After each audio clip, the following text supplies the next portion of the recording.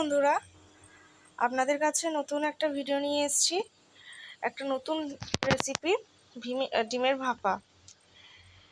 এটি বানাতে লাগছে 4টে ডিম। আর 4টে ডিম আমি এখন এখানে একটা পাত্রে দিয়ে সেদ্ধ করতে দিয়েছি।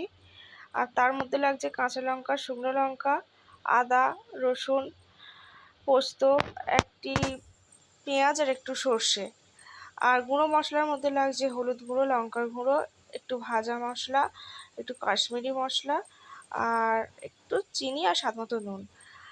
আর আমি মশলাগুলো সব বেটে নিয়েছি। বেটে নিয়ে একে একে সব ডিমের মিশ্রণে দিতে হবে। আমি ডিমটা সেদ্ধ করে ছাড়িয়ে নিয়ে তা একটু সাইড দিয়ে একটু চিড়ে দিয়েছি। এবং একটি পাত্রে আমি সর্ষে বাটাটা নিয়ে নিয়েছি, সর্ষে পোস্ত বাটাটা নিয়ে ভাজা মশলাগুলো সব দিয়ে দেবো একে একে। এবং আর বাটা মশলাগুলো দিয়ে দিয়েছি একে একে। এবার এর মধ্যে সমস্ত গুঁড়ো মশলাগুলো দিয়ে দেবো। প্রথমে দিচ্ছি একটু হলুদ গুঁড়ো, তারপর অল্প করে একটু লঙ্কার গুঁড়ো দিচ্ছি, আর একটু দেবো কাশ্মীরি লঙ্কা, আর তারপর একটু দেবো ভাজা মশলার গুঁড়ো, হোমমেড ওটা।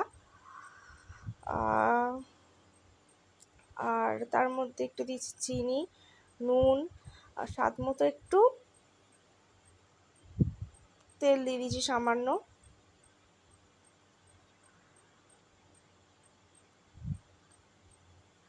এবং এটিকে এবার ভালো করে মিশ্রণটা মিশিয়ে নেব।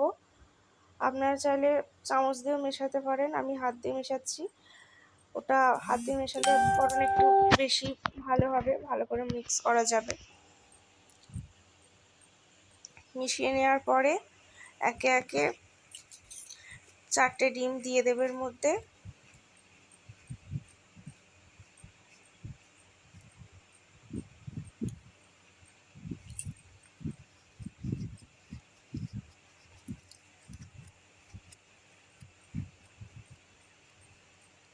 এবারে 4টে ডিম দিয়ে দেব। 4টে ডিম দেওয়ার পর ডিমটা ভালো করে ওই মিশ্রণটার সঙ্গে মাখিয়ে নেব।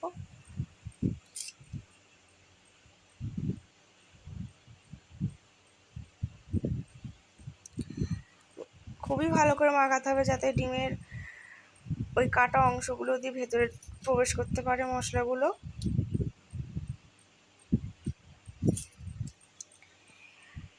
তার উপর থেকে কাঁচা লঙ্কা, শুকনো লঙ্কা সব দিয়ে দিলাম।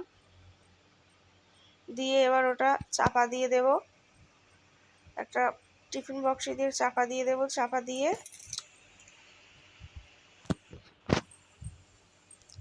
ওটা এবার ভাবানোর জন্য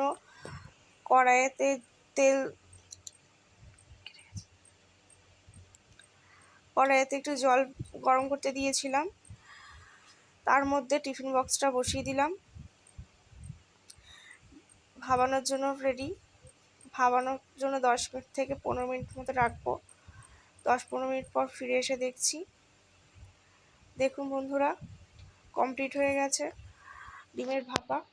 যদি ভালো লাগে লাইক, কমেন্ট, শেয়ার।